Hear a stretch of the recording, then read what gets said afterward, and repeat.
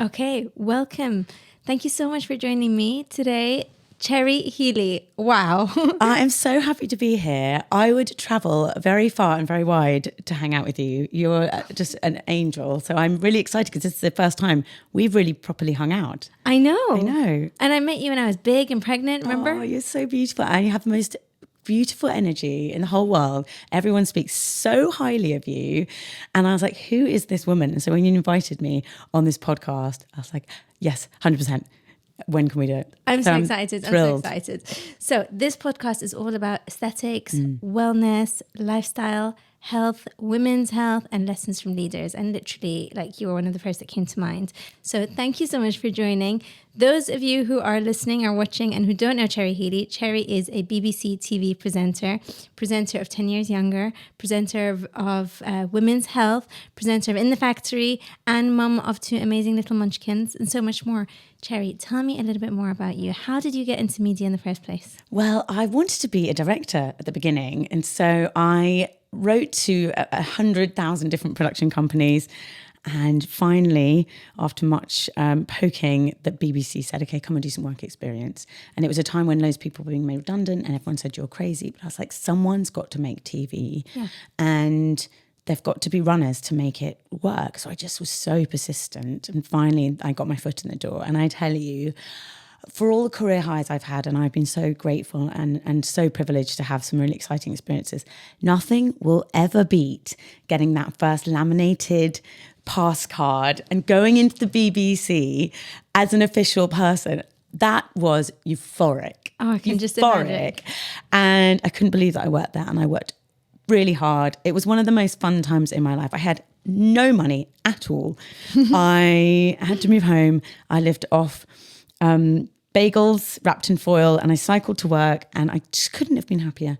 I felt like I'd really found my vocation. I'd found my calling. So how old were you then? When did that happen? I came to it relatively late, because most runners are fresh out of uni, but I'd had a couple of years working in marketing and events while I was trying to figure out what I wanted to do. So I was probably 24, 25. Yeah. And then I worked my way up. I was a runner, researcher, assistant producer. Talk to me about a runner. Like, I'm imagining running, but that's not what running is. The runners be nice to every runner you meet. They are the glue that holds things together. Amazing. In the telly world. And they often become commissioners. And this is the thing, like, have respect for people, whether they're making your coffee, whether they are buying you sushi or a sandwich or driving the car. Have respect for absolutely everyone, because there are people that I've worked with who were runners at the same time as me, my peers, who are now heads of channels, and they are amazing. And I salute you all. You know who you are. Yeah. So, so I did that, and then everyone starts somewhere, right? Yeah, exactly. And everyone deserves respect, and everyone has value regardless of what's their title. Yeah. So, and also, in terms of happiness, I think it was a really good example of, you're always chasing after something, but appreciate where you are in the moment. But I had no money. I didn't have any status. And I was really, really happy to be on that bit of the journey. And I always remember that, because there's always more you can do. And remember thinking, you've got to try and sit in where you're at in the journey. Being present in the now. Being the present. And then I was very lucky, and I got an opportunity to do some presenting for a show, and I jumped at it. Although that hadn't been my plan, there was a really natural progression. I was sorry not to pursue my career in directing. And even now I slightly still kind of have that itch, but I've been so lucky with the presenting. It's worked really well with being a parent, and I've done some amazing things. And so that's how I got into that. Amazing. I mean, I hear everything that you're saying, and like you're talking about it like directorship might not happen, but the world's your oyster. Exactly. You're just getting started. You're still in your infancy. Absolutely. And it was a really lovely organic progression. I think it's that funny balance in life of having a plan, being motivated, but allowing life to let you pivot. Yeah. So, and being flexible where doors open. And this was a really wonderful door to have opened. Yeah. Super organic. Yeah. I was very, very lucky to be in the right place at the right time. So then how did you get into aesthetics? So I suppose the overarching passion of my life is looking after women. Yeah. Elevating their voice, amplifying their voice. That's what I'm good at. Yeah. Not good at lots of things, but I am good at communicating, I think. You're amazing. It's definitely a lot of things better than my mathematical skills. So I'm going with that for now. So, and I go where the strength is. Exactly. Following that one, not equations. So, and I just love women. Yeah. I grew up with 3 brothers. I love men as well. Yeah. I mean, however, I remember that feeling when I went to boarding school and I was 11. And having grown up with 3 brothers who I adore, I'm very lucky. I have lovely, lovely brothers and lovely male friends. But suddenly when I was 11, I went to an all-girls boarding school and it was like, oh my God, surrounded by all these amazing women and they're like my sisters now. And so this female camaraderie that I got, and I'm quite sporty, so I really had this amazing experience of what the power of women, the sheer joy of when women get in a gang and look after each other and support each other and challenge each other and push each other. There's such a euphoric excitement that I find in that camaraderie with other women. 100%. But I also see that women, as I've progressed through my years, I've seen that women do not have a voice in society and women are often let down, and especially in medical environments. And there's this funny idea that if a woman wants to look after herself physically, then what comes with that is there's shallowness and there's vanity. And I just don't see that at all. Yeah. You can have many layers. You can be fathoms deep, have empathy and care, and still love medical procedures. I mean, aesthetics procedures. Yeah. Still love fashion. Still love treatment. Still love products. Yeah. We're not one-dimensional. So that's one of the reasons that I love the aesthetics world, because I see so many. I get to meet people like you who are passionate about women, and it's not all. And I love treatments, but it's also. I've been really lucky to do 10 Years Younger, which was one of the most amazing shows I've ever made in terms of getting to watch people blossom. Yeah. And, these treatments they help people to feel more confident. Yeah, I couldn't. And that bleeds into every other part of their life. So that's why I love this area. So I remember seeing you at the Aesthetic Awards, and when you were opening up your speech, you talked about how you felt this industry needed the advocacy and that actually what we do is not skin deep. And you and I know this, and we've talked about this in the past. It's something that I'm super passionate about. And I think for the last, I'd say decade, I feel like I've been singing this kind of on my own, being like, guys, this is not skin deep. And, when I started out in the industry, it was very much like injecting lips or injecting nasolabial folds. And that's what it was. That's all we had, 3 areas of Botox. But there wasn't really, when I started, we were not doing a lot of facial deformity treatments. And thankfully, it's evolved significantly since then. And what I find, I see a lot of my clinic is I treat a lot of patients with facial deformity. I had facial deformity. I had an accident when I was younger. Did you? I didn't know that. Do you mind me asking what happened? So I was 8 years old. And do you remember Jungle Book? Yes, very, very much. Love Jungle Book. It had just come out. And do you remember Woolworths? So yes, I do. So I was in Woolworths with my sister. Jungle Book came out and it was like everywhere. And I said to my mum, please buy me Jungle Book. I really want to watch this video. So she was like, okay. Bought it, went home, and she's also a dental surgeon. And she was like, go and brush your teeth before you watch it. So I was like, okay, of course, healthcare background. So I go upstairs and I'm like so excited. I jump up on the bathtub and the bath was wet and there was a broken tile and I slipped and I cut my face from like here to here. No. Yeah. Blood everywhere. And my lip was hanging off by a thread. I'm sorry. I'm so sorry for you, but also your poor mother. I know. She found you? Actually, my sister found me and screamed, and I was just went into shock. I lost blood rapidly. And my mum came. My dad's a surgeon as well, so he came and he was like, "Okay, no one panic." And they were not panicking. They're both in healthcare, but I could see from their faces, this is bad. This is bad. And they shimmied. It was at night, so they shimmied off my other sisters to someone else's house. We went to the hospital, and my dad called a friend, and a friend stitched me up. And I went to school the next day. Yeah, my dad was one of those like, you're not dead. You're in school. Can you walk? You're going in. Off you go. Here's your packed lunch. Off your trot. Careful of the stitches. Don't laugh. Exactly. Literally. He was one of those like, what do you mean you got 99%? My daughter didn't get 100%. Like, what do you do? Oh my God. So that's my background. Wow. So I remember when I went in, my teacher was obviously horrified, and so were all the other 8-year-olds, because I was like bruised, battered, 42 stitches intraoral inside the mouth, extraoral on the face. And my teacher called me baby horror. Now, I just want to say, for anyone listening, just in case my year 3 teacher's listening, I don't blame her for it. She didn't mean bad, but that name, baby horror, stuck. Wow. And she told me to sit at the back of the class so that no one else would get scared. And I guess it was, looking back on it, it impacted me. But I bet. Of course it did.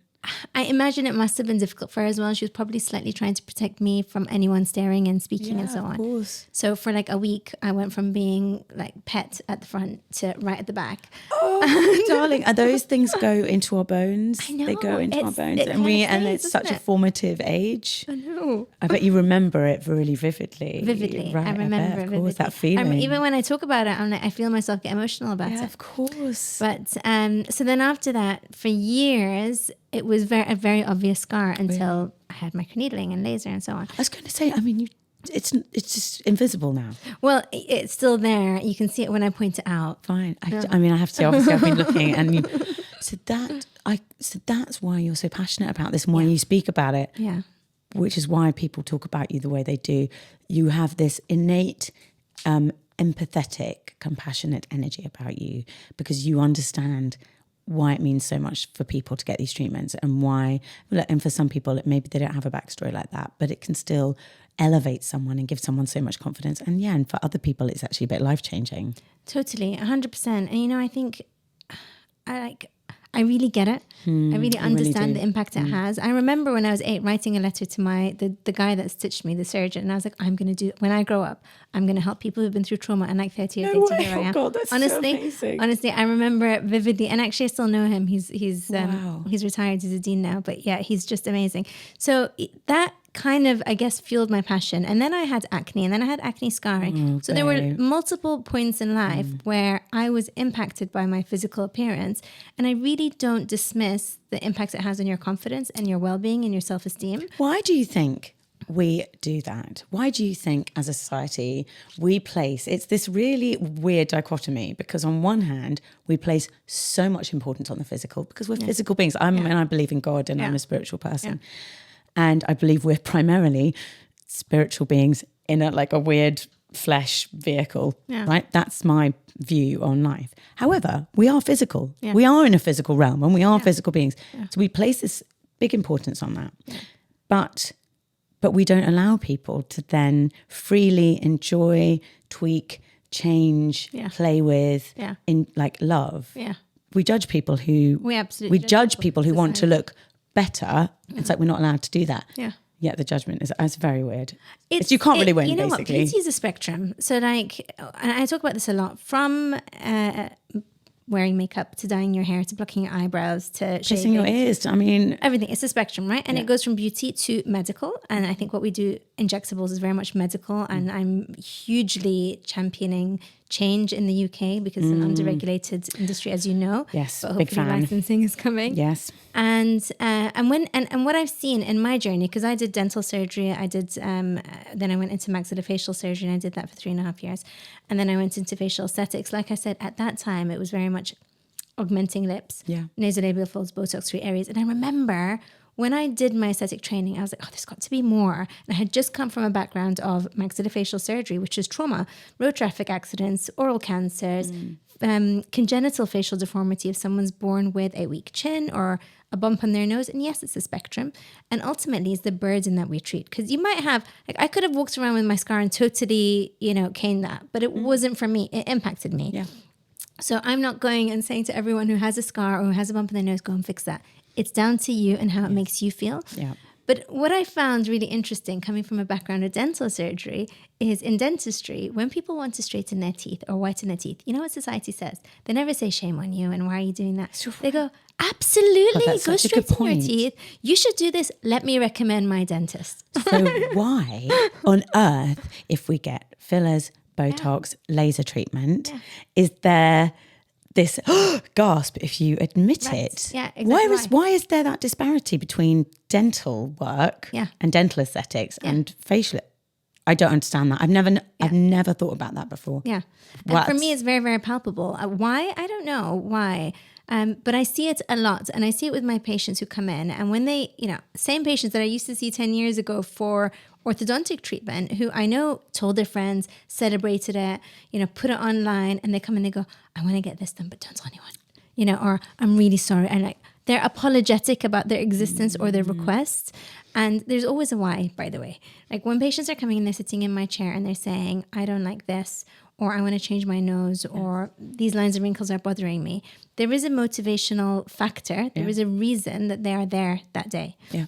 And I always start with that. Why? Why now? Yeah. Right?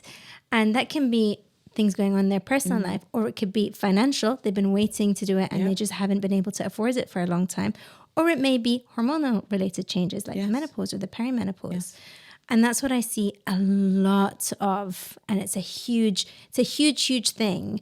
And I think whilst the tide is changing and people are becoming a little bit more open to it, the stigma still exists. People are still apologetic. They are still embarrassed. They're still shameful. And society judges them. Society openly shames them like, you should feel good in your skin. Okay, well, why are you wearing makeup then? Like, it doesn't know how do you draw the line? It's people always say, right? I always think this is funny. They go, I don't believe in Botox. I just don't think needles in your face is a good idea. And I'm like, listen, Jill, your ears are pierced. Yeah, exactly. You've got two enormous circles of metal through your ears. Yeah.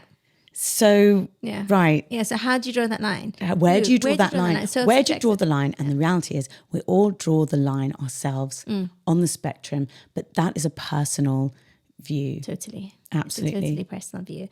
And what I want to do, like legacy-wise, my why as well, I really want to change. I want to break the stigma associated with our industry. And I want to shift the conversation from being one centered around vanity, because that's how it's perceived right now, as no different to, as an extreme beauty treatment. That's how it's viewed. Absolutely. To being centered around wellness, because it's not a beauty treatment. It is a medical treatment. There is an intervention. Yes, this is a change, but it's one that does carry risk. And whilst non-surgical facial rejuvenation often is reversible, so it's not surgical, there is still risks. And so I think, us aesthetic practitioners need to champion the change. We need to break down the stigma. But also us users and your clients, where we can, I'm supposed to be an advocate for women. That's my reason I'm on planet Earth. Yeah. Part of that is honesty. Yeah. Part of that is integrity for me. Yeah. So talking about things and not everything. I absolutely have a privacy boundary. Yeah. There are some things that are just for me. Yeah. Like my relationships are just for me, and my kids, I don't talk about them. I don't have them online, for example. Don't mind talking about them. But so I have my privacy boundary, of course, and not everything is for sale. However, when it comes to this, I couldn't agree with you more. Do you know, it's funny when you were saying that about,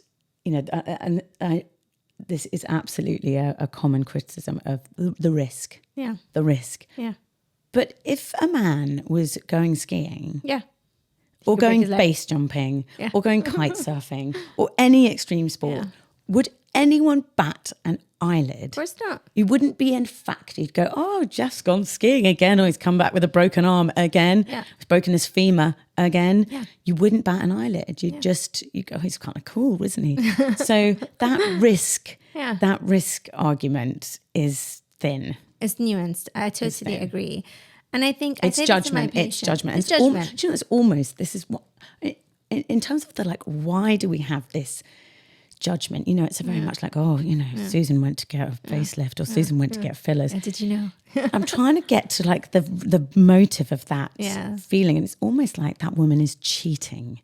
She's cheating, and I don't like it because then people aren't in parity. But people aren't in parity anyway. Yeah. Someone might have a lot more money than me and be able to buy nicer clothes, go to nicer holidays, so there is no parity, and like some people don't care. So it's funny that aesthetic treatments still hold that judgment. I know. But I think, and I hope in my lifetime that will change. I'm certainly working on it. Yeah, I love that you are. I love that you are. And I want to stop being the best kept secret.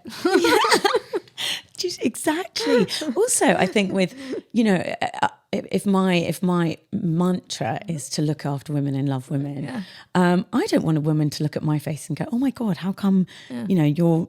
And for me to go, "Oh, I just I just get really good sleep. I just got really good genes." Yeah. That's going to make people feel bad and not give them the option of seeking that and seeking that treatment. And it's just lying. And look, everyone has the right to have treatments and be private, of course. Yeah. But for me, that goes against what I'm trying to do with my life and with my work. Yeah. Honesty is unfortunately my policy. Yeah. Transparency, I guess. And also, I mean, I think I see two ends of the spectrum. I see people who their husbands would get really angry about it, or they feel shame because of their cultural norms, so there's a cultural background as well. But they still come and see me. So what do people come and see you and hope their husbands don't notice? And do their husbands notice? No, because I think you can do it really delicately. And good aesthetic treatments or tweakments are often undetectable. They should be undetectable. Yeah. They should just be. So she's like, Carl, I've just been going to the gym. All right. I've got like a new sleep routine. It's really elite. I do think that I don't want to look unlike me. Yeah. Really, some people want something much more dramatic, and again, they have every right to, but I just want to look like a fresh, good version of me. Yeah. I mean, that's the whole idea. And that's my ethos. My ethos is actually on my clinic wall, and it says radiance on the outside, wellness on the inside. All day long. That's a beautiful mantra. Absolutely. And those two things hold each other's hands. 100%. They go together. Yeah. So this idea that you should have great mental health and you should meditate and you should have balance and have love and work in equal measure. Yeah. The idea that you then can't look after yourself on the outside. They work together. And actually, I sometimes think when I am feeling really good and happy, I do radiate on the outside. Yeah. So those two things are intrinsically linked. I think you show up as your best self.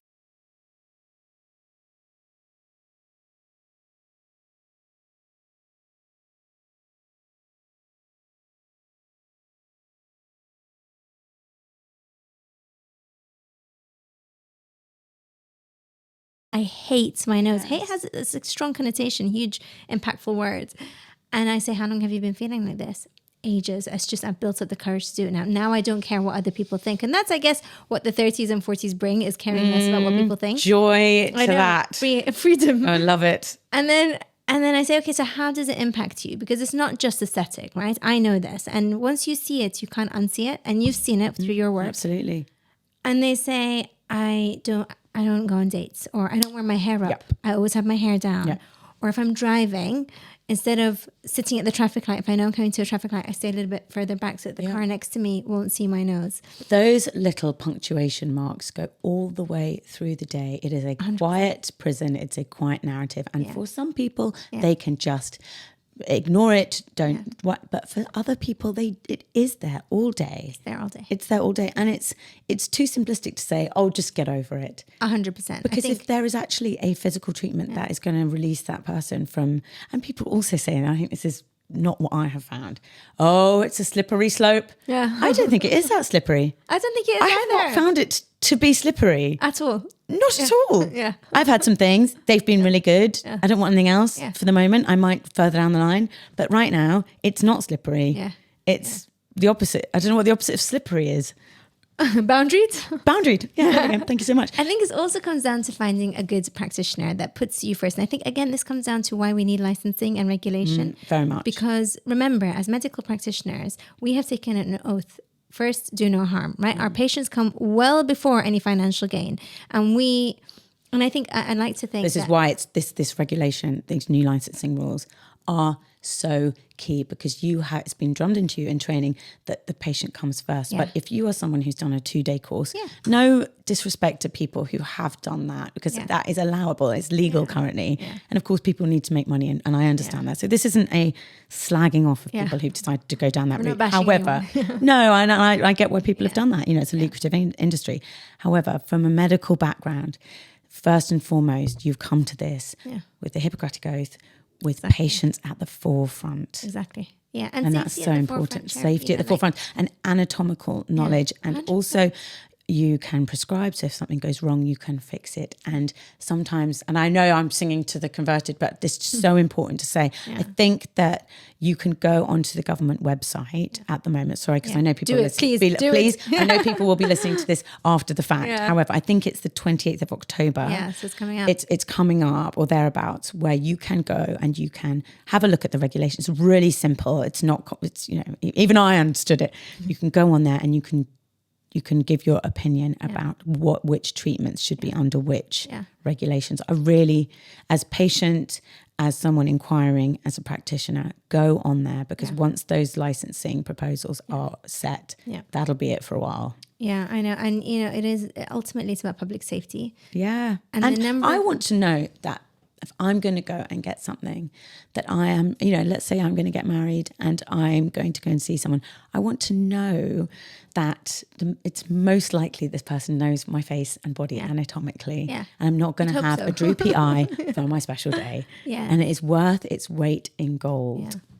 It's a non-negotiable. If anybody asks me, it's a non-negotiable. The number of things that I have seen and corrected in my clinic. Really? Because they and again, it's not bashing anybody, but you cannot in a 2-day course equate that to a 5-year, 6-year medical degree and years of medical training. It's impossible to equate the two. And I think what you learn as a medical practitioner is not just what you know, but what you don't know. Yeah. And so you're always consciously conscious of what you know and what you don't know, of risks, of potential long-term implications. So when I'm treating a patient with a treatment, I'm not just thinking about how this is going to look today, tomorrow, next month. I'm thinking, how is this going to age with them over the next 10 years? Interesting. I never thought about that. Yes, of course. Yeah, because my patients become, honestly, partly they become my friends, but I take them on this life journey. Yeah. Once they come in and we have this conversation about their why, what their goals are, and they don't want their husbands to know or whoever else. And there's no judgment. I mean, one of the things that I really want to say is, and what I work hard to do is create a safe space in my clinic. So judgment-free zone, talk away. Talk away, you know, this is your space to uncover and vent and explore. And it's my duty to protect them and not get them when they're weak or vulnerable, you know. And I think that is a question. Yeah. How? What's the percentage of the people who come and see you? Yeah. How many patients or appointments do you say, listen, you don't need that? Oh, loads. Really? Every because that's day. That's the other reason I think these licensing proposals, it has to happen and it has to be right. Yeah. Because I know at the moment some of the procedures within there they're not in the right category. No. So I don't think it's not right at the moment, and that's why I think people need to go and input. Yeah, and they really need to do it. It's a red, yellow, green. Yes, system. Exactly. And I think some of the procedures should not be in green; they need to be in the other categories. So go and look at it and fix it. But it's about making your voice heard. But because if it's purely lucrative, then you're not going to look at someone's psychological makeup and where they're at the moment, and be able to have that nuanced understanding of humans and what's motivating them, and you're just going to do the procedure. Yeah, it's safeguarding them when sometimes they're at their most vulnerable, and that's why I ask them why now. You know, because I need to make sure that they're making the right decision. So what's a no? What's a red flag to you if someone comes in and says, this is why I'm having it done? There are no red flags. If they come and say, I'm going through a divorce or I'm going through a breakup and that's why I want it, then we explore if that's why they really want it or there's something else going on. So if they said, my husband really wants me to have a boob job, I'm not really, I've never wanted it, right? It's a red flag, right? If someone else is making you do something, that's a no. It's a red flag. But I'm really scared of having this boob job, but they really want me to. And I've been in that situation. Where I've said no, and actually when the husband has been in the background or in the waiting room, and I've called the husband in and said no, and actually there's one case. You've had that situation. I've had that exact situation. Wow. Exact situation about a lady who wanted to have a rhinoplasty and spoke openly while her husband was there, was speaking as though she wanted it, and then as he left the room, and this is why my rule now is I don't let your partner in, because I need to hear from you. Wow, that's so I don't want you to be coerced into something that isn't right for you. What did she say when he left? She told me that he was pushing her into it, and he makes her wear a nose pincher at night. Really, really hard to hear. Really awful. Hard. And at the time, and I remember writing it all down, documenting it, and just kind of giving her a lot of therapy. It became a therapy session and pep talk and telling her where she can go. And my number one priority at that point was safeguarding her. And years later, about 3 years later, she then contacted me, and she was in trouble and had run away and had been violently hurt by him, and was going under courts of law, and they pulled up those records, and it was there. And I'll never forget that. I'll never ever forget that case. So safeguarding is a part of our job. It is a part of the consultation process. And so is a psychological assessment. I want to spend a little bit of time talking about this, because I have a psychological questionnaire I ask every single patient. They fill it out before they even come and see me. And then they come in, and I go through it with them. And I used to call it anxiety questionnaire, and I renamed it quality of life questionnaire. And I'll tell you why. Because when it was psychological and anxiety questionnaire, at the same time, stuff was coming out in the news saying we have to do a psychological assessment for our patients to ensure that they are psychologically well aligned and are making the right decision for them and not in a vulnerable state of mind. Fair. But what that results in from a patient perspective is hiding if they are in a vulnerable state, because they want to get their treatment. So if they feel you as an aesthetic practitioner is going to judge them and say, actually, I can't give this treatment. Going to lie. Yeah. Do you feel mentally sound enough to have this treatment? Absolutely not. No, not in any way. That's what I do. If I thought, you know what, I'm not going to tell you that I'm vulnerable right now, because you might judge me. You might think that I'm, top of the world, thanks. Can I just get my Botox? Couldn't feel better. So I think for me, so when they come in, I changed it to quality of life, because this is what I think. I think the treatments impact the quality of life. I think people come to see us to seek an improvement in their quality of life. I think that when patients are coming to see us, 99% of them, yes, of course, some patients have body dysmorphia, but 99% of patients who are seeking treatment for something that is causing them some form of burden. They're looking in the mirror. They don't like what they see. They are held back psychosocially. Like I said, they might not go on that first day or that forward front-facing job. Yeah. And that impacts them every single day. Yeah. Okay. And it's invisible. It's invisible, but it's there. It's there. And that impacts them psychologically. That impacts their self-esteem. And so my message is, of course it does. I get it. I'm not going to dismiss that. I've been there. So this is a judgment-free zone. And my questionnaire is not there to judge you. It's to understand you so that we can work together and pace treatments according to your needs. Instead. But that little change is so clever, because look, people are not stupid. They go in, they know that you're assessing them to make sure that everything's okay. But it's the care in that, rather than it being anxiety, it's this quality of life. Yeah. It feels more caring and it feels more holistic. Yeah. And then after, I asked them as well, I'll tell you about a piece of research I did. So after they come back, I say to them, so they come see me a year later. How do you feel? How are things now? And they don't go, oh, I love my new nose. They go, you know what? I don't even think about it anymore. I've gone on a date. But that's the thing. It's incredible. So you've released someone. People don't suddenly become wildly vain and leave, you've just released them from a worry, a thought. Yeah. Something that was holding them back. Yeah. You see? So it's a quality of life impact. So, and to me, and that's health.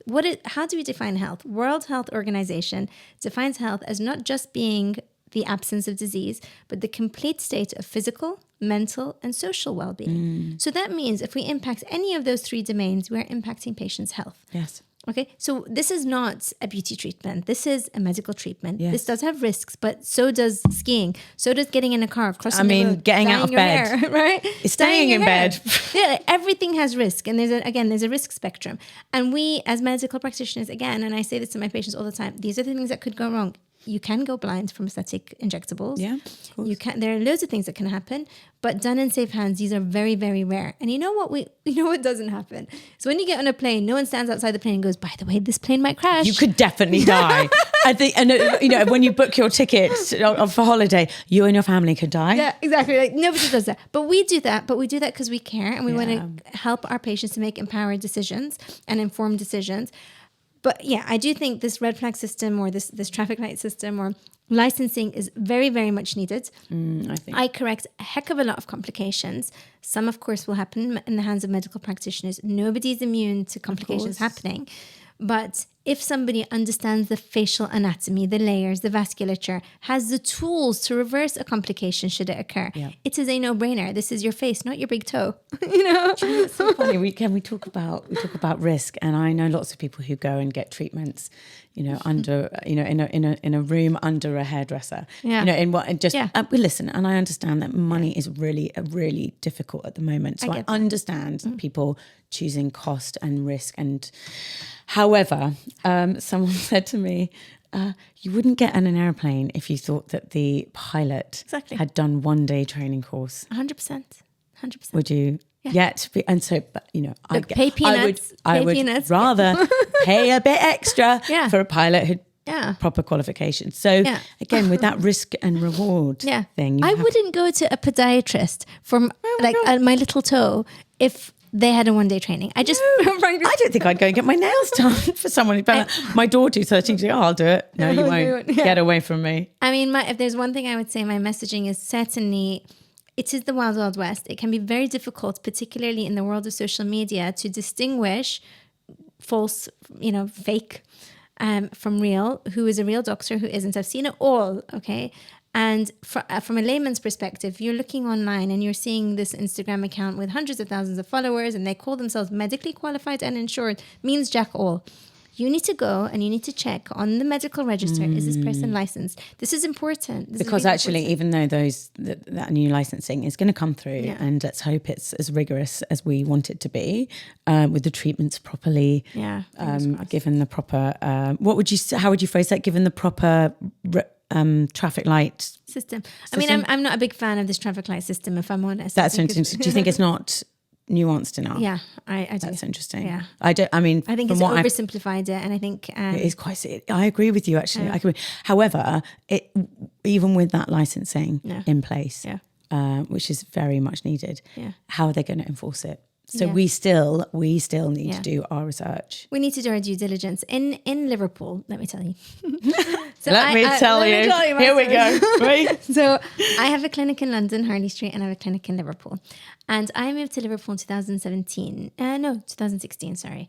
And I set up my new clinic in Liverpool in 2017, and I was coming back and forth between Liverpool and London. Very, very different. I love Liverpool, but it was very different. When I first got to Liverpool, it was very much about the bigger the better, the faker the better, and that was very much of the moment, wasn't it? Yes. Yeah.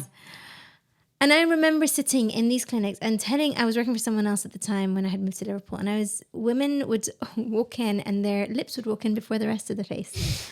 And they'd be like, can I have my lips done? And I'd be like, listen, this is not a good look. Yeah. And this is not healthy. And there are serious risks when you augment a small confined space with so much foreign body, because it's a foreign body. You are increasing your risk every single time of a vascular occlusion. That filler has What no is a place to go. vascular inclusion? Vascular occlusion is where... Vascular inclusion? Occlusion. That is where filler is placed into a blood vessel or next to a blood vessel and compresses the blood flow. Therefore, the surrounding skin has no blood flow, no oxygen, no nutrition, and it can die. And that's called necrosis. That sounds really awful. It can go black, the skin can fall off, and you can have long-term scarring. Have you seen that before? Absolutely, yeah. Is that for permanent? Permanent scarring, yes. Permanent scar. It's never happened in my hands before. I've never had, thankfully. But have you had to rectify it before? I have had to rectify it many times. Oh, listen, that's awful. I can't bear, and again, people make these decisions, I think, primarily for financial reasons. And so I get that. So people are vulnerable. I'll tell you what's not acceptable. It's when the cases that I've seen of necrosis or an impending necrosis, i.e. they've had a vascular occlusion and the skin, I always say to my delegates I teach, I'm a speaker, I'm a trainer, I'm an educator. I say to the students I teach, when you see, if you ever are in a situation where you suspect a vascular occlusion, you've stopped the blood flow to the skin, you need to start skin CPR. You need to get that skin back to life, right? And you need to act fast. So there is an enzyme that we can use to dissolve filler. If it's hyaluronic acid filler, it's called hyaluronidase. This is a prescription-only medication, which again is why you need to see a medic, because you don't have that much time. And if you do have a vascular occlusion, you want it dissolved straight away to restore the blood flow. So like if you had... This is assuming you know what's in that person's face. Exactly. It's assuming you know what's in their face. They could have used none. I mean, we can talk about this as well. There's a lot of, I always say to my patients and to everyone, public at large, is no permanent fillers in your face. If you can't dissolve it, don't put it in. Because I didn't even know you could get a permanent filler. That fills me with absolute horror. It's crazy. Silicone oil. Is that a real thing? It's a real thing. Alchemed. Are you actually kidding me? I'm not Do people do that? Yes, and they do it in large volumes, and they do it in backstreet clinics. And Oh, that's a big no, please. It's a big no, and it's talking about what's unacceptable is someone who practices that. I agree. You can't undo that. And it's happened to friends of mine who've gone and they wanted a bum lift or whatever, and they've gone and they've had silicone oil injected into their bum. They can't sit down, they're in pain, they've got an infection. You know what's really sad? We can't help them. There's nothing that we can do. Once awful. It's in, you cannot reverse. And I'm so sorry I interrupted you. So you need to give this. I love this phrase, skin CPR. So you can inject an enzyme to get rid of that hyaluronic acid. Yes. It's taken me about 4 years to be able to say that word really fluently. Amazing. The hyaluronic acid. So you can dissolve that filler if you catch it in time. Yeah. And then does that enzyme do the CPR, or do you then need to massage it in? Yeah. You massage it in. I mean, the CPR is less like heart. But yes, you massage it in. You need to place it in the right area. We now use ultrasound guided dissolving. Ultrasound is a tool that enables us to see beneath the surface because you, of course, are not just skin and bones. You've got skin, fat, muscle, more fat, bone, and lots of blood vessels in between. And your blood vessels, Cherry, will be in a different place to mine. So nobody is textbook anatomy. There's a 20% variation person to person. Hence the risk. Doctors will tell you there are risks. Nobody's God. Complications can happen in anyone's hands. Yes. But how do you manage that complication? Do you have the tools and the knowledge and the skills to manage that complication? So I say to them, if you see a complication, you deal with it promptly, ethically, honestly, transparently. You get out your CPR medication, you get going, right? And what I think is really unacceptable that I've had to deal with a lot, out of hours sometimes, patients have contacted me and said, I've been treated so-and-so place. The reason why I went there is because it was cheap. I got my nose for £100 and this is why I say pay peanuts, get monkeys, pay cheap, pay twice. True. Back to that. That's a great saying. I'm going to use that a lot in my life. Thank you so much. And they come in and I say, right, tell me what's happened. And I open my clinic out of hours with 3 kids in the waiting room. And I've done this many times because I care. I care about these people. And they say, and they're in tears. They are traumatized. They're in pain. And they say, they block me from Instagram. I can't get through to the person that did it. That is not acceptable. If you are willing to pick up a needle and inject someone with it, you stand by them if that goes wrong. Oh my goodness me. But I think even with the new regulations, I think the backstreet procedures are still going to happen. They're still going to happen. Yeah, I mean, because we're not going to have a police force to do. And so you are still going to have those people in your waiting room out of hours and floods of tears saying, my wedding's in a month and I can't feel my lips. Yeah. How do you know if you've got skin necrosis? Is that how you say it? Yes, necrosis. Necrosis is when the skin is breaking down. There are signs and symptoms. So symptoms will be things like extreme pain, the skin becoming very pale, a lacy appearance to the skin. We call it livido reticularis. And then white pus-filled spots. These are like day 2, day 3. The skin starts to break down. So it comes up in lots of vesicles or white pus-filled spots.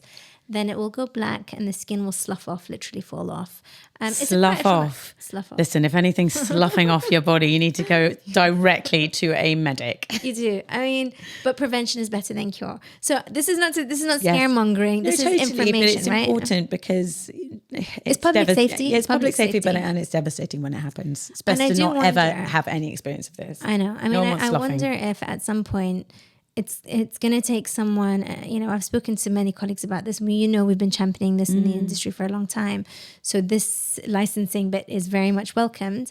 And I hope that it's done properly. I agree there will still be backstreet clinics, but it comes down to public education. And the more the public are aware, because young girls don't know. When they come, they go, I didn't know. It said medically insured and qualified on her Instagram. So that's all they check. So if we can educate the public, then we can safeguard them from these sorts of things that can happen. So it's not scaremongering. It's not scaremongering. It's letting someone know what can happen, which is a real thing. It is a real thing. And again, it comes down to being ethical and informed consent. But That aside, scary stuff aside, these treatments are, I look at them as safe procedures done in the right hands. There are tools to improve safety. It's like wearing a seatbelt, right? Like you can get in a car and you can drive, but you want your pilot or your driver to be licensed and qualified to navigate a storm if you have a storm, right? Exactly. And added layer of safety is your seatbelt. So that's what we now do with ultrasound. Ultrasound allows us to visualize where the blood vessels are, which is a particularly useful tool in high-risk areas. The nose is a high-risk area because the blood vessels of the nose connect directly to the eye. So patients can go blind. Yes. There have been 150 reported cases of permanent visual loss. Thankfully, none in my clinic. Please God, let that never happen because I'd, not survive that. It would be like your worst nightmare. Of course, darling. Yeah. Awful. But ultrasound enables us to see. So the more, and again, this is what we do as medical practitioners, as we continue to develop. There's a commitment to continuous professional development, and you'll see. You have a lot of friends in the industry. We're always educating ourselves, traveling nationally, internationally. I mean, it's the most amazing industry. It's full of the brightest, sparkiest, most excited, hungry for knowledge people I've ever met. Yeah. Because, every single week there's something new and exciting that comes out. So you've got to stay on your toes. You've got to stay on your toes. Medical field is rapidly developing. It's so exciting. Yeah. But you need to... And we need to disseminate that information. So we need to disseminate the good, the bad, the ugly. We need to say why Barbie talks is great or not great. There's a lot of trends. Trends come and go. And I think, so far what I have seen in the industry, and I've been here long enough to see this, is we've kind of taken a back step, and there have been a lot of influencers online who are educating, sometimes rightly, sometimes wrongly. And I think that leads to people who are vulnerable jumping on having treatments that may not otherwise need. So your question earlier, if a patient came in, what's a red flag? If they come in and they say, I want to look like Kim Kardashian, and actually, and I say to them, listen, if I took Angelina Jolie's lips and I put it on my face, I'd look ridiculous. Yes, exactly. It wouldn't right suit my for face. her particular face. Exactly. So the idea and really the impact of aesthetic treatments is enabling people to express joy without feeling held back. And I say this with... Absolutely. With experience of people coming in, like I said to you earlier, not going out, or when they're smiling, hiding their smile, or they won't smile because their nose droops. So everyone has a right to live confidently. Everyone has a right to express joy without judgment and freely and fully. Yes. So it's about helping people. And that's why we have this, my tagline is empowering transformations, because it's not just the physical, it's the empowerment. It does it's everything. Like, that's my why. On 10 Years Younger, we'd have people walk into the studio and they are amazing people, often 50s and 60s, but young, we also had younger people and men and women. But it's almost like someone had given everything of themselves for their whole life. Carers, single parents, someone who had milked themselves of energy and never really spent any time on themselves and looking after themselves, and woken up at 50 and thought, hang on a second, it's my time now. But they would walk in and they would often, teeth is a huge thing in confidence wise, because the world is almost like a mirror and it reflects back to you what you give it. And if you hate your mouth, hate your nose, hate your teeth, you want to hide. Away. You want to shy and hide away. So if you're not smiling at people, if you're not going out and meeting people, if you're not socializing, your quality of life is affected hugely. Agreed. In an everyday, every interaction. If you walk into a room and you give everyone a big smile and you emit like a sunflower, emit good energy, like it's contagious, and people respond to you. Yeah. If you hide and you don't smile at people, people respond to that as well. And it isn't always positive. Yeah. People might not know you. So you feel it's really isolating, but like you say, it's invisible. So we would give this person love, care, attention, focus, possibly for the first time in their life. Yeah. And we took them to an amazing dentist called Dr Yusra, who is a miracle worker. Yeah. And they would get treatments and be told, this is what color suits you, this is what hair suits you. And it was like watching a sunflower just gradually opening up and up and up. And I know the word blossoming is overused, but my goodness me, I love that. We watched them blossom and change as a person. And I've met up with quite a few of them after, and they've all kept it up. Yeah. One woman was a dog walker, and she was about 35, and she'd had quite a traumatic experience, and she hid behind beanie hats and big jumpers. And she's now in the special forces. That's amazing. How moving to be a part of that. What's that like she's unbelievably badass. And when I saw her, she walked up to me like she was on top of the world. And I thought, I can't believe this is the same woman. Yeah. So isn't that magical to it was magical. Yeah. It was magical. I mean, pretty much all of the transformations on that show, it made me weep. And everyone in the weep, 6'2" cameramen, big burly cameramen, we were all crying because to watch someone's life changing in front of your eyes is unbelievably exciting. But what you did was you changed them on the outside, and that helped on the inside. It was it's a catalyst. 100%. Look, no one on their right mind is going to say, look, you buy a new skirt and you're a different person the next day. But there are some changes that have a much more lasting effect 100% than a new skirt. And actually, if you do it holistic, and actually giving someone time and care and saying, okay, well, let's look at your shape. This kind of structure is going to really impact you. Yeah. You've given someone a tool to go into a shop, feel confident to go into a shop, enjoy shopping, enjoy getting dressed. And actually for a lot of people, they said, I would never, ever go into a shop and go shopping because I feel so stupid doing that. Yeah, they're apologetic about it. Yeah. Like they don't, this is the crux. There we go. That's the crux of it. I don't deserve spending that money on myself, or I don't deserve to wear a nice dress because I look too, I just don't believe I'm worth it. There's this guilt. There's a guilt. So you have to infuse them with you absolutely worth it as much as anyone else. And by the way, you've got a gorgeous body. Yeah. You've got a gorgeous face. Yeah. You've got gorgeous hair. Yeah. This is how you can style it. Exactly. And then they're off. Yeah. You can't. I mean, that's it. That's it for them. And seeing them 5 years later, they still look fabulous. It's a lasting change. And it's in them then. Yeah. It's profound. It is and profound. It's lasting. I did a talk about wellness and aesthetics about 6 months ago. And we showcased videos of people who'd had aesthetic treatment. So from the beginning, what they wanted, why they wanted it. And I remember a lady who was going through the menopause, and that kept coming up as well. Menopause tends to be a catalyst for women coming in. And they're apologetic. They're like, oh, really? They literally will use the word, sorry, I'm being silly. And I feel bad. I feel guilty. I've got children. But I just want my confidence back. I want to look in the mirror and recognize myself. And then they have the treatments, and the impact isn't, I look great. I feel great. Oh, I feel so good. It's amazing. And it's often, amazing. Do you know what? I think often it's like almost invisible to the naked eye, but to that person, it's huge. Empowering. It is such a huge change. Yeah. How does the menopause affect you physiologically and facially, do you think? What are the big changes? I love this question. I see a lot of women in the perimenopause, so 40s plus. Absolutely. And obviously have been doing for a long time. And I think last 2 years ago, I came to a point where my day was almost filled with women coming in. Yeah. Over the age of 40, and they would sit there and they're a little bit held back, and I can see that there's more going on, but they've come in to feel better and look better. And I go, what else is going on for you? And then they break down and they cry. And they feel like they're the only one going through it. Yeah, it's so isolating, isn't it? Very isolating. They say, I look in the mirror, I just don't recognize myself anymore. I've lost my mojo. Yeah. I'm fighting with my partner. I hate him. I want to kill him. I'm like, maybe I'm going through the menopause.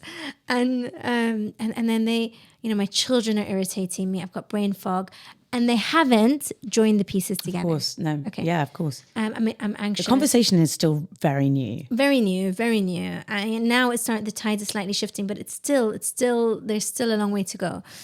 And they would say, and they wouldn't recognize that this could potentially be a hormone deficiency. And again, they're not sleeping well. And so I'd navigate that and take them through this conversation about how this could be related to a hormone deficiency. What happens in the menopause? Menopause is when your periods stop for 12 months. And the average age of onset of menopause is 50. And the 10 years before is called the perimenopause. And most people, unfortunately, there's been a real lack of education for women. So they don't know about the perimenopause. They've never heard about it. They don't know what the signs or symptoms are. And therefore, they are reactive, not proactive. They're not moving into that next phase of life with knowledge and empowerment. They're moving into it with fear and doom and gloom and denial.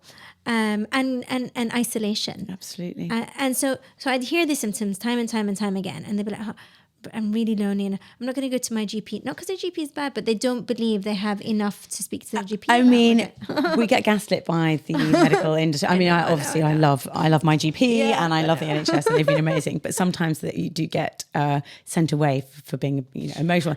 And I was making a documentary for Channel 5 about women's health. Yes. And at the same time was experiencing what I now know to be perimenopausal symptoms. And I didn't connect the dots. And I have no trouble communicating myself, and I'm not shy, and I'm not, I share a lot of my life with people, and my friends know everything about me. Yeah.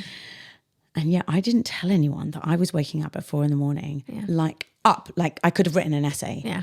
Not Bolt. gently, not sleepy, bolt upright, feeling like my world was ending. Yeah. Sinking feeling. It's breathless. Yeah.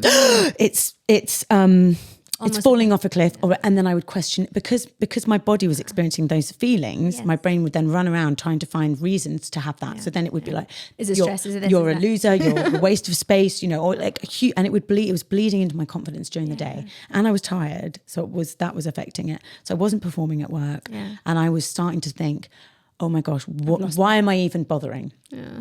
So it was affecting me hugely. And it was only at the end of making this program, and I've been speaking to experts about menopause and perimenopause, and I was listening going, what was that then? What's 36 symptoms? Yeah. 36. What are some of those? Yeah. It was only right at the end that I spoke to one of the experts, and I said, do you know what, just off record, just in between, because it was the end of my interview, I was like, this has been happening to me for a year. Yeah. Wow. And it's really getting me down. Yeah. It's really getting me down. And I've changed lots of things in my life. I'd ended a relationship that was wonderful, but not right for various reasons. The panic attacks were still going on. I'd stopped drinking alcohol. Yeah. I was exercising and all these things, but they were still. And they said, "That's perimenopause. Yeah. That's hormonal. It's not circumstantial. It's hormonal." Yeah.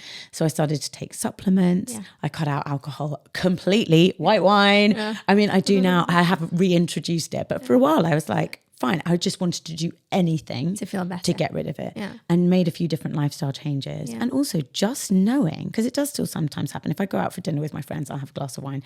I do sometimes wake up at 4 a.m. But the very fact of knowing that my life is not falling apart, that I am not having a midlife crisis, that I'm not going mad, I find that immediately calming. I wake up at 4 a.m. and go, okay, here's the hormones. Yeah. Here, a hormone has been triggered by something I've done in the day. It's my lifestyle choice that I made. Breathe, we're fine, and that helps. So knowledge is power with this. But I think about all those women right now who are feeling brain fog, rage, not themselves, waking up at 4 a.m, hot sweats, all those things, and not knowing what's going on. Yeah, and it's a lot more common than you think. Yeah. I mean, this is... I think thank amazing. You for sharing that. But also people like Davina God bless her. Education. And allowing the generation behind me, and my daughter's 13, allowing her, I hope her generation will be bemused at not knowing every single symptom, not knowing the 36 symptoms of menopause and perimenopause. Absolutely.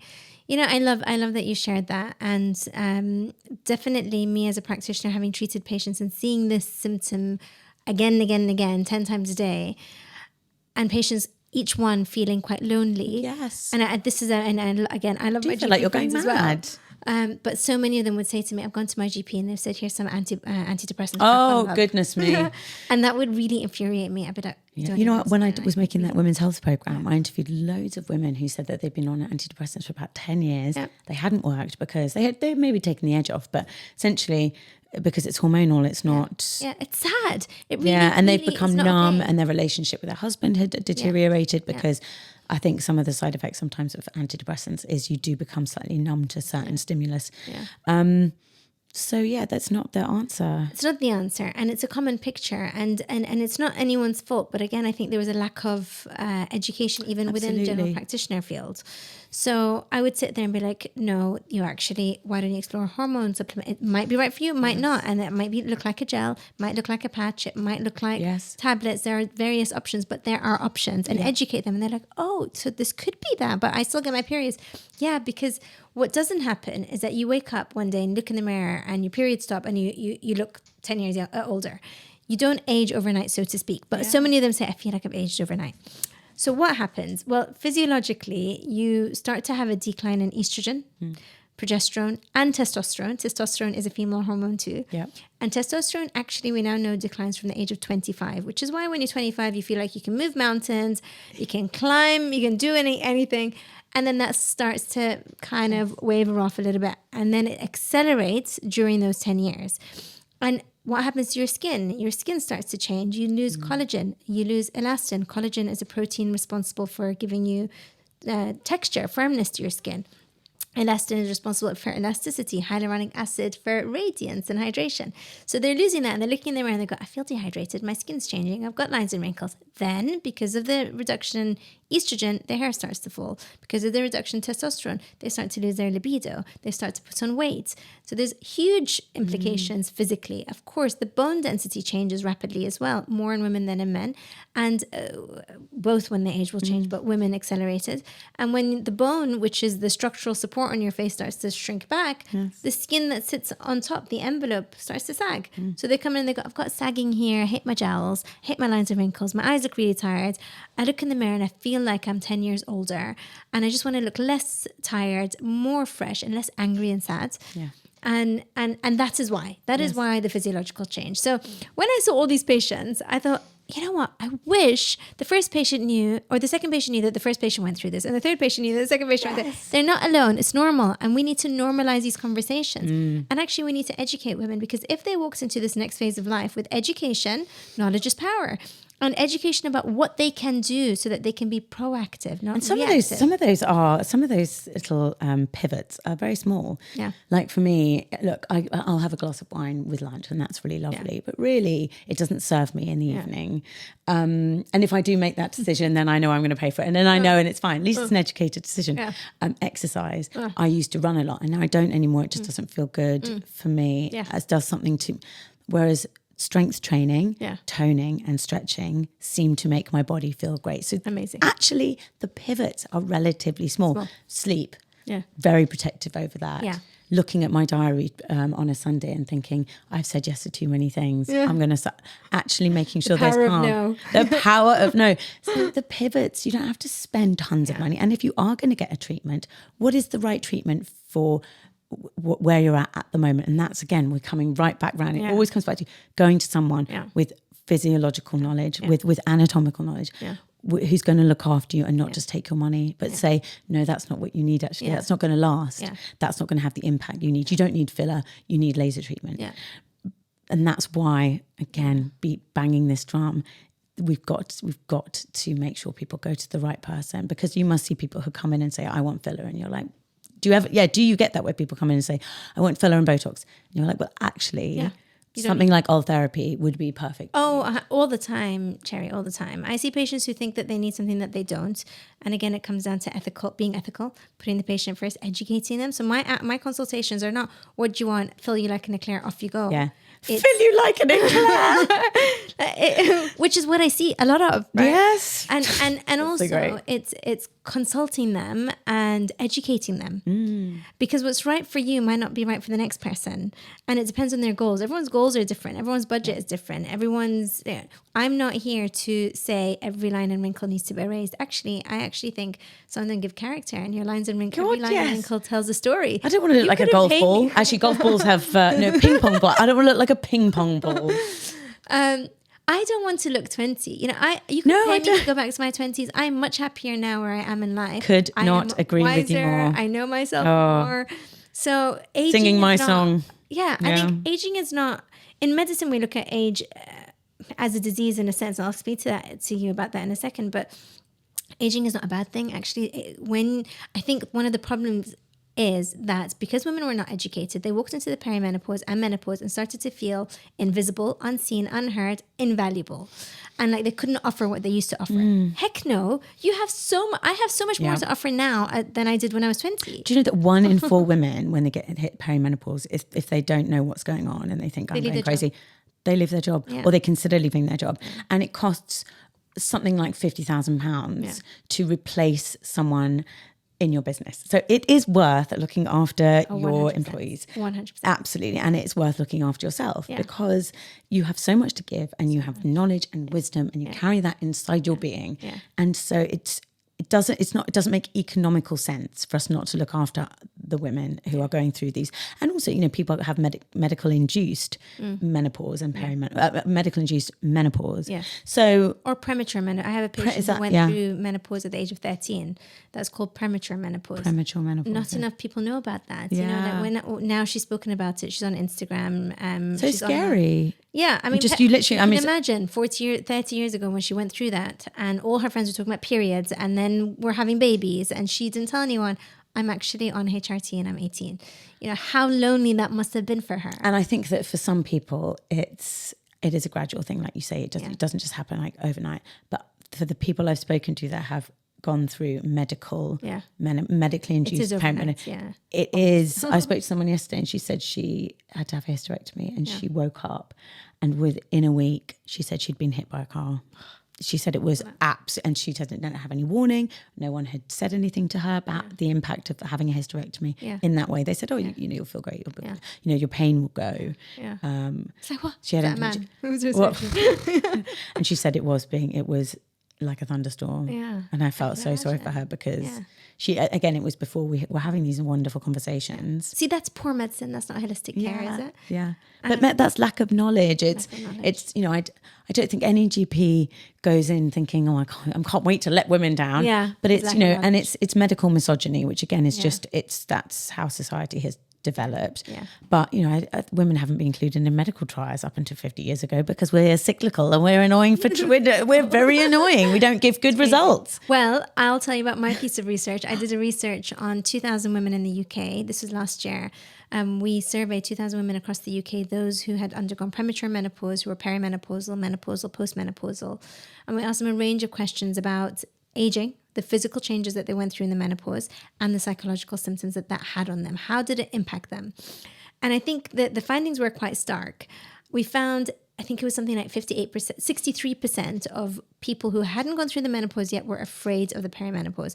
And we coined it Scaries. So there is fear, doom and gloom, because you're like, oh my God, is that the end of me? Am I losing my femininity? There's a huge... And my value. Yeah, exactly. At home, at work, because for a long time, we've just been baby making machines, and we have to be attractive to men and we have to make babies, and that's it. Yeah. That is a lie. Yes. It is a lie. And we all know that, but we need to be reminded constantly. Our value does not lie in our ability to reproduce. We have innate value. Yeah.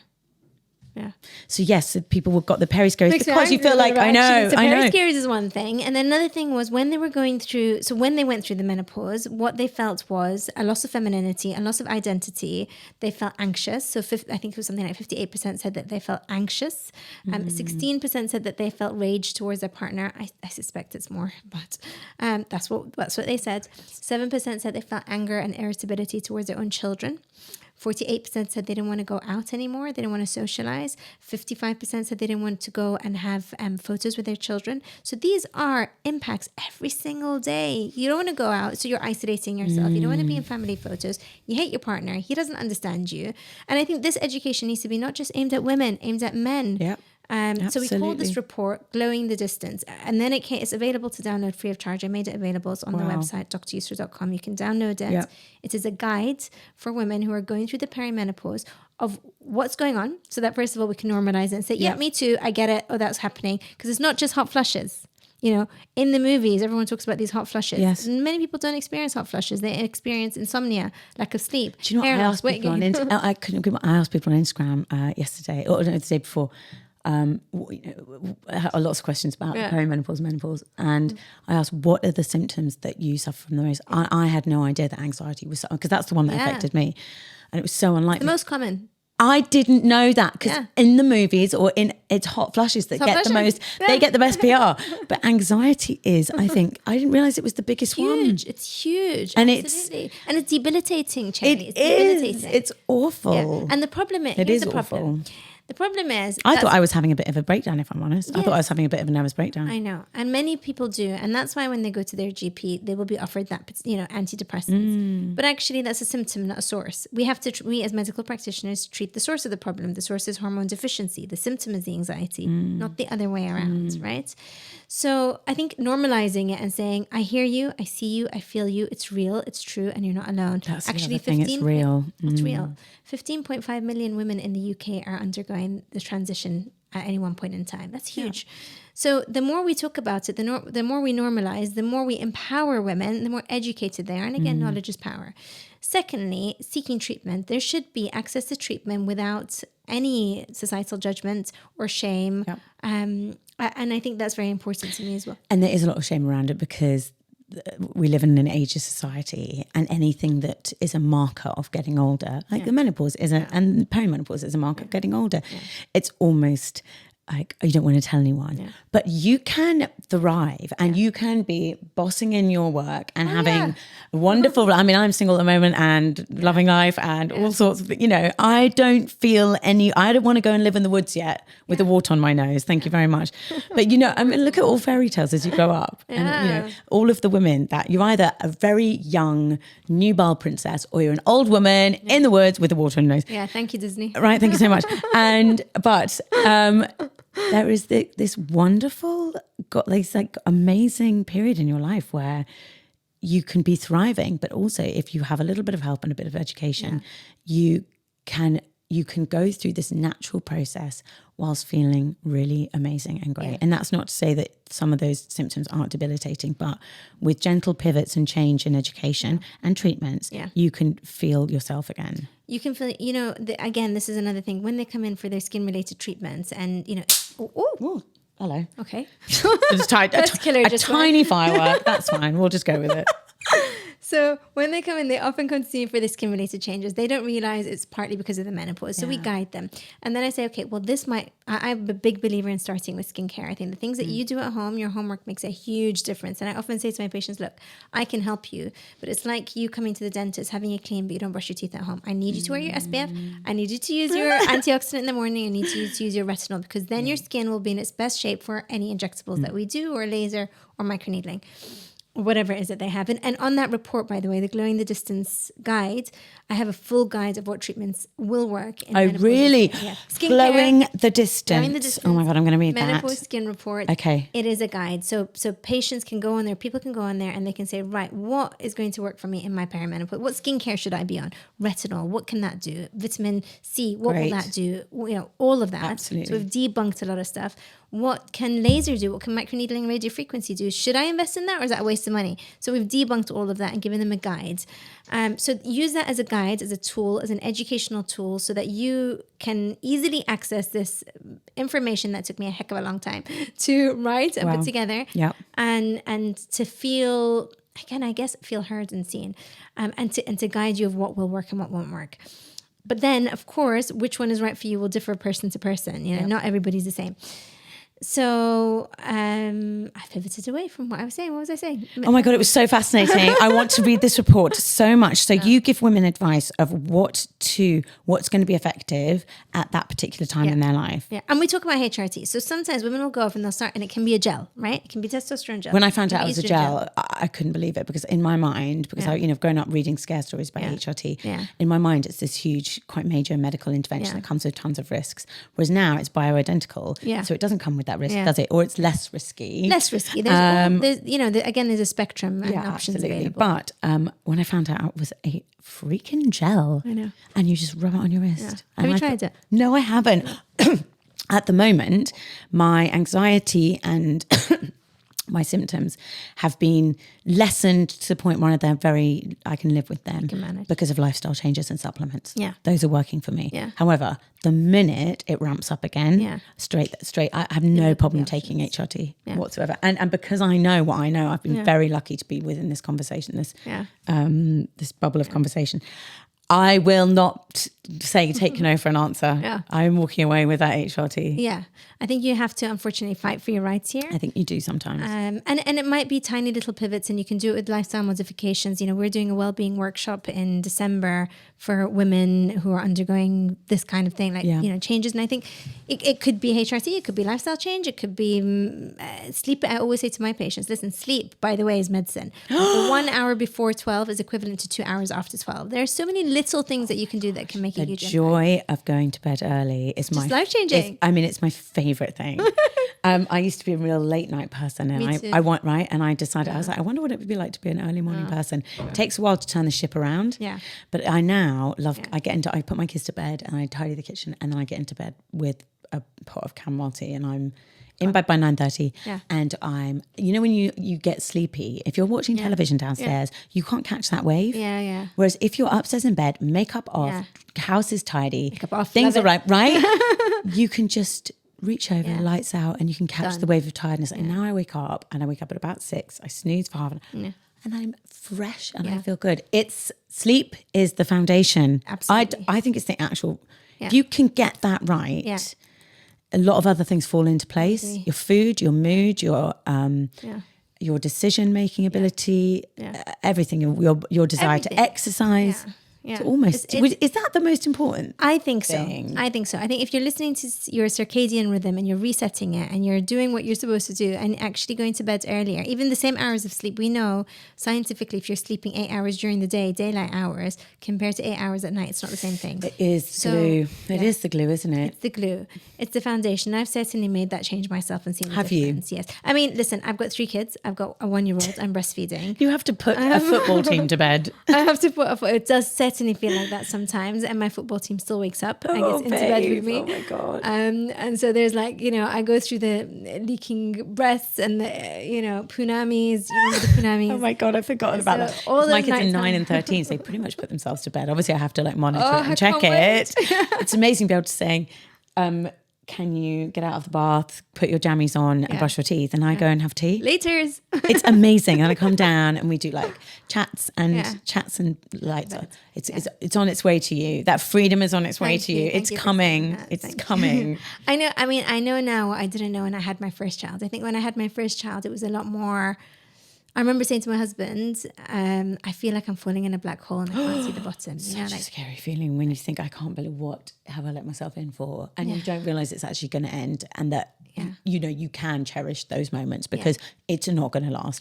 But at the beginning, and also on a first Tuesday child, evening. In the beginning, nighttime feeds, you're waking up at 4 o'clock in the morning. It's dead and silent in the night, and your boobs are sore, you're engorged, your baby's sucking for an hour. Oh, darling, what have I done?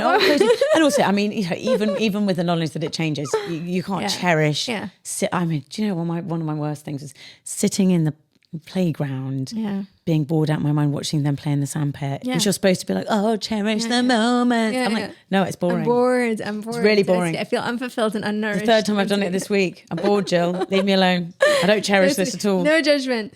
So, but first child, that was a real doom and gloom feeling because I was like, will this ever end? Because there was no light at the end of the tunnel. Now I've been there, done that, watched someone grow to 9. I'm like, okay, this too shall pass. It will be okay. So I'm less. Are you enjoying the 3rd one more? Yeah, not more because the first one's really special. Obviously, the second one is gorgeous because you kind of know what you're doing.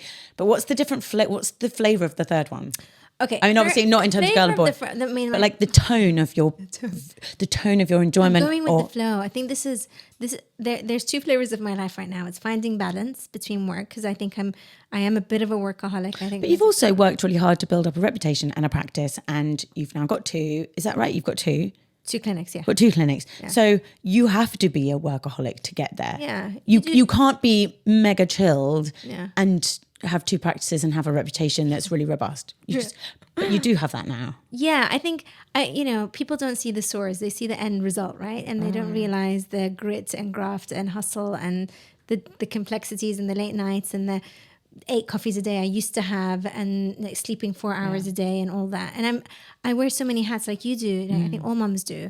I'm a clinician. I'm a business owner. I'm a leader. I'm a speaker. I'm an educator. I run the clinic. I'm somewhere in the middle of that, you're trying to drink water and you're trying to eat right and you're trying to meditate and you're trying to. Sleep 8 hours. Not going to happen. I mean, I don't think I led a healthy lifestyle. So now when I talk about I don't want to go back to my 20s were were grafting and hustling. And when I first got married, wonderful, but they were of their time. Of their time. And each life phase has its own joys and ups and downs. So the flavor of this is balance. Going with the flow and going balance. with the flow. Yeah. So I remember my first one, it was all anxiety because I'm like, oh my God, he slept too much. Is he going to die? Or oh my God, he's got a nappy rash. Is it the end? Oh my God, he's eating a rice cake. He's choking. Oh no. And then second child falls over and you're like, yeah, you'll be fine. And third child, I'm enjoying it because I know how quickly it goes. Yeah. And that's why I'm holding on to. So many of my friends are like, you're still breastfeeding. Yes, I'm still breastfeeding. I actually love it. I'm like nourishing my baby. Yes, I'm working. And the bond and the feeling and because you've got your 2 established clinics and you're but I feel I know how to optimize my health and my time now. Yeah, now I'm saying no, and more boundaries. I'm saying no to things that don't serve me. Mm-hmm. If it's not aligned with my goals, it's a no. And respectfully, Yeah, of course. And also, I am getting myself to bed earlier. I do think the hour before midnight is much more is equivalent to 2 hours after midnight. So I go to sleep earlier. I wake up earlier. I'm much more functional. I am much happier. I'm less rageful and irritated. I show up as my best self. I'm not. I hear my employees. I empower my other doctors that are working alongside me. So I now have made my own lifestyle modifications. Yes. I've learned so much being in this industry. So I also think when you've got those things in place, when the proverbial hits the fan, which it does from time to time, I had a very, very difficult experience this year. I'm not going to say, but I had very difficult. I really, just knocked the sail out, knocked the wind out of my sail massively. But because I am now like a robot, and I go to bed early, and I have my tea, and I go to bed, and I get up and I go to the gym, and I don't question any of those things. I just do it. I just do it. I have got a routine that I'm very happy with, and I'm very protective over. What got through that really, really awful situation, God, imagine if it had been 5 years ago and I didn't have those healthy, wonderful, good disciplines in my life. I think it would have really screwed me. So you recovered quickly? I did. I got through it, and I found myself getting up and going to the gym, even though I just felt like absolute death warmed up, and I felt so sad and so awful. I found myself in the gym. Yeah. That's amazing. And then there's a couple of people there I really like. And I was like, oh my God, I got out of bed. And I now actually kind of feel okay. I can do my day. And I thought, imagine if this had been 5 years ago and I wasn't in a particularly great place. Yeah. What on earth what kind of state would I be in? And I do think discipline is one of the best gifts you can possibly give yourself. True. Sleep, exercise, self-love. Yeah. Discipline is self-love. Discipline is an act of self-love. Going to bed, not pushing through, not powering through, but going to bed at a time that's really good is the biggest self-love biohack. Biohacking is a whole other podcast, but it's so interesting, isn't it? It's really all the little interesting things you can do that make yourself thrive. Yeah. Are really fun and interesting. They really are. I mean, things like walking a mile a day. If you walk a mile a day, you can increase the length of your telomeres. Your telomeres are little strands of DNA that become shorter as you age and can contribute to things like decline in your mental ability, Alzheimer's, onset of dementia. And we know that walking increases the length of your telomeres and actually helps you to live longer. I did not know that. Thank you for that gift. Yeah. Really? Yeah. I love walking. Yeah. You're going to live forever. Also, you save so much money on Ubers. It's true. But it's good. It's good for, oh my God. Yeah, okay. That's great. I love that fact. Thank you so much. I've got so many facts. So tell me, if you could do a treatment earlier, what would you do? Tell you the treatment that I've just loved. Tell me. I just love this treatment so much. And can I name check the clinic? Because I really love them. Yeah. It's a cosmetic skin clinic. Yeah. And God bless them. They are wonderful.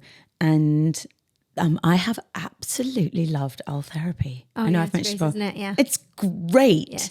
I feel like it hasn't changed my face. I look like me, but I just look like I've slept really, really well. And what I was noticing is even though I had changed my life and when I hit 40, like 39, 40, even though I had really changed my routine. I had really done some great, for me, I'm so exciting, new disciplines and a better way of living. And I was really thrilled. And I was proud of myself for making those changes. But I felt like my face wasn't following on. Yeah. I felt like my face wasn't getting with the program. Yeah. And I felt like the program, man. right. And I felt, maybe it's being on television, I do, Yeah. I saw myself on television. I was like, oh, it's just so funny because I feel great. And I feel like I'm thriving again. Yeah. My kids have grown up and I've got time to myself and I've made these great changes and I've got space for myself now. But my face has not got with the program. And I got oil therapy. Yeah. And it made me feel on the outside like how I felt on the inside. And I was thrilled. I love that. But it wasn't extreme. No. It wasn't extreme. People just said, oh, you look well. Yeah. And I thought, I feel like my face is reflecting how I feel. So I love that treatment. For those who don't know, oil therapy is high intensity focused ultrasound, microfocus ultrasound oil therapy. And it's a treatment that delivers heat to the muscle, causing the muscle to tighten and contract. And what we do know is as you age, and this happens in women but not in men, there are certain muscles that start to become longer and lax, like the zygomaticus major and minor. It goes from the cheekbone to the lips. So you start to get this downward droopy lip, you start to get jowls.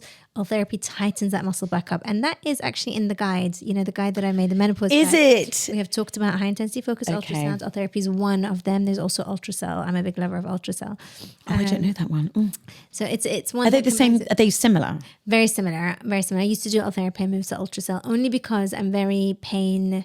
The pain, oil therapy can be a little bit painful. Spicy. Can be very hot. I didn't find, because I've also had Morpheus. Yeah, spicy too. That I found that to be extremely spicy. Whereas I found oil therapy not too bad, but then we're talking comparison. So Morpheus is microneedling radiofrequency. So that's needles penetrating through the skin. Right. But by doing that, it will stimulate new collagen. Yes. So that will be spicier. Oil therapy, ultracell, high intensity focus ultrasound are no downtime. They are non-surgical. They are heat-based treatments that will tighten up the muscle. So whole different ballgame. I think we've got about 5 minutes left. Great. So these are treatments that are actually in the guide. What I would say to anybody who's going through perimenopause, now's your time to invest in collagen stimulation. Things like Morpheus 8, microneedling radiofrequency, Secret RF. What age? Is it just when you start to feel the need? Age from the age of 25, right? This is the fact. Facts of life, we age from the age of 25, our testosterone goes down, our collagen starts to deplete at a rate of 1.5% a year. And that will continue. And then when we hit the menopause or the perimenopause and we complete the menopause, in those 10 years, you will lose 30% of your collagen. This is God-given. This is fact. This is not Dr. Yusra's opinion. So that's why they come into clinic, because they go, I feel like I've aged overnight. What are all these lines of wrinkles and why do I have this laxity? It's because of that loss of collagen. It's because of the laxity in the muscle that we were talking about earlier. It's because the bone density has shrunk back. It's all the layers. And I say to all my patients, every layer of the face needs to be in the same decade.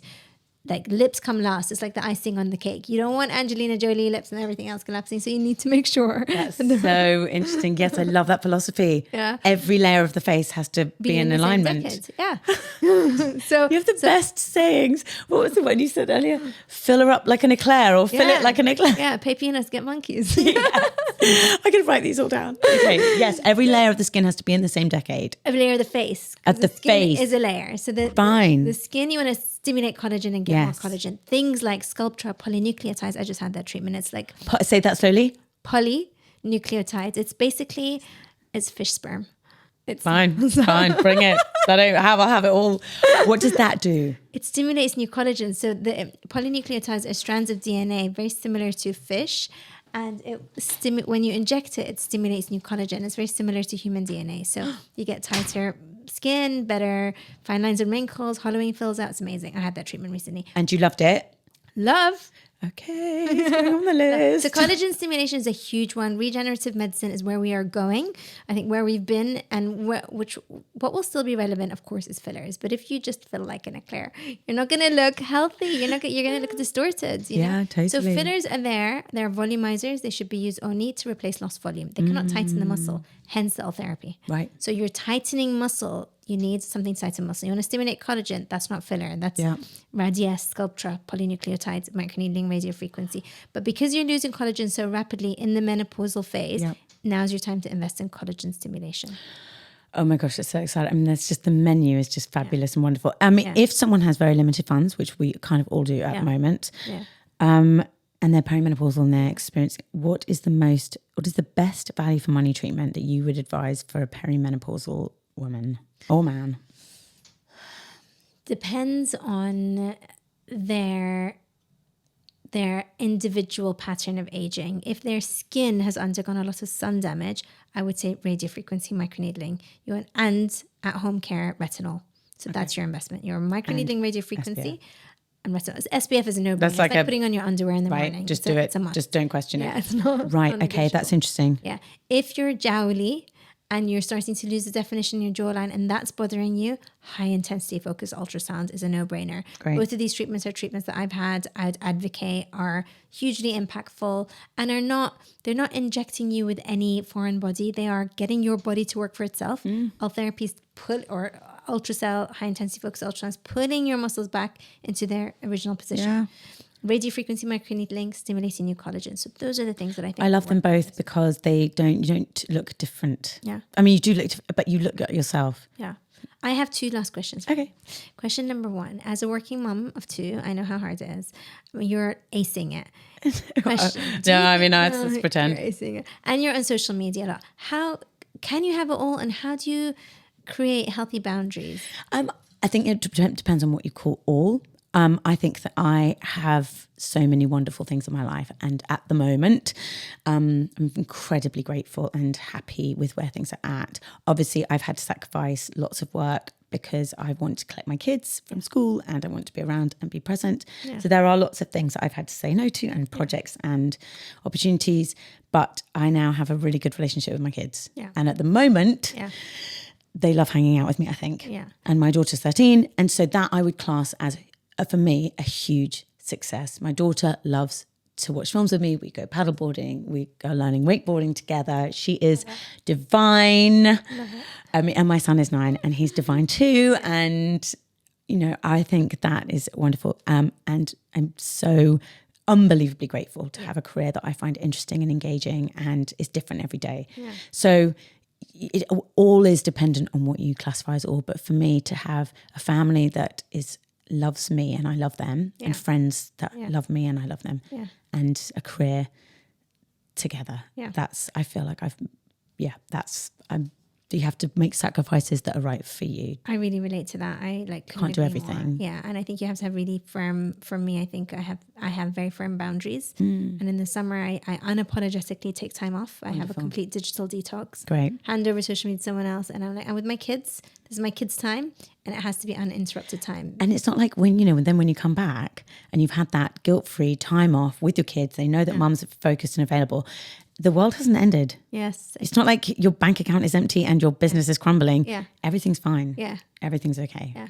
Things can wait. Prepare for it, you know, make sure that there's infrastructure in place and if things need to be answered and stuff, prepare for it. Yeah. But do it. Yeah. I couldn't agree more. I think rest and revitalization. My daughter reminds me of that all the time. She says, if I'm on the phone, she says, Mum, just put the phone down. If I'm watching a movie, she's like, watch a movie with me. And I'm like, yeah, I'm sorry. Yeah. I'm really sorry. I know. Because I expect that of her as well. Yeah.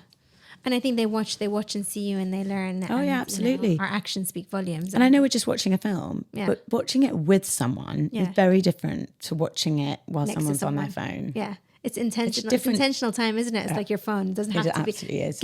Put it away. Put it away and watch it together. Yeah. That's, again, I told you this is my phase in life is balance right now. It's, I could just relate to that so much because I'm so about being present. And when I'm with my kids, I'm like, my phone is away. And it's hard because it's dopamine and it's an addiction and we have to all admit that we're addicted to it because if you have a phone, you probably are. Yeah. But like anything, balance. Yeah. So there's the balance, is putting it away. And it does feel good actually. It does. And I think communicate your boundaries with people. Yeah. So I will say to my managers, call me if there's an emergency. Of course I want to know. If there's an emergency, pick up the phone, call me, I'll pick up the phone. But I'm not going to look at my messages. Yeah. So emergencies, call me. And I'm a medical practitioner. I'm on call, to be honest, 24/7. Yes. And I'll respond to all calls. But be respectful of it. Be respectful. Yeah. And if you need to make a payment that can wait till tomorrow, maybe call me tomorrow instead. Right? Yeah. I said I went on holiday with my kids recently and it was such a lovely holiday. I think it was one of my favourite holidays I've ever been on. It was just a really happy holiday. Yeah. We went with these gorgeous people who were just so heavenly and lovely. Lots of like playing card games and drinking rosé and they were just like just divine. And I said to my management, if you've got good news, feel free to send it. And if it's bad news, just don't tell me. Yeah. I just want this. I want this holiday to be like happy and joyful and fun. Yeah. So those are the boundaries. Yeah. If you need me, because it's the house is burning down. But if it's anything that's going to put me off course and just stop me feeling really present and happy with my kids, just we can wait. It's mental capacity. It's mental load. It's bandwidth. It's respecting that. It absolutely is. Okay. And last question. If you could say something to your younger self, what would that be? Such a brilliant and difficult question. This is silly. It's not silly. No, because I just wanted to be a tall, skinny supermodel so badly and like really, really, really thin. You kind of look like that to me. You're silly and I love it. But I was really good at sport. Yeah. I am still good at sport, but I was really good at sport. Yeah. And in like all the teams and loved my teams. Like we were so good. We played lacrosse. We were such a good team and it was such a happy time. But I always hated my athletic body. I always felt ashamed of it, even though it was strong and fast and brilliant. And I would love to go back to her and say, listen, don't worry, because in 10 years' time, women with athletic bodies will be allowed to exist and you'll have value. So you might as well just do it now. Like, love your strength, love your speed, love your tenacity, love your mettle, because that is just as much of a woman as someone who is different from you and who is maybe shy and a bit mysterious and might be more like classically feminine. But your love of life and your energy is just as feminine. Yeah. You're just as much of a woman as anyone else. Oh my God. I love that. What the hell have we done? You might as well have a great time and love yourself, because don't worry, in 15 years, people will be loving people who, we now celebrate athletes, female athletes. Absolutely. So that's what I would say. I love that. Thank you so much for sharing that. It makes me really wonder about what we as society have done to women to make them feel chronically not good enough. But anyway, conversation for another day. Absolutely. I think there's a part 2 coming, Cherry. Oh, listen, you ask me to jump, I'm like, how high? I've learned so much from you in this chat. Likewise. It's been as glorious as I thought it would be. You are just divine. Whatever you need, I got you. Thank you. Likewise. Thank you so much. Okay, well, till next time.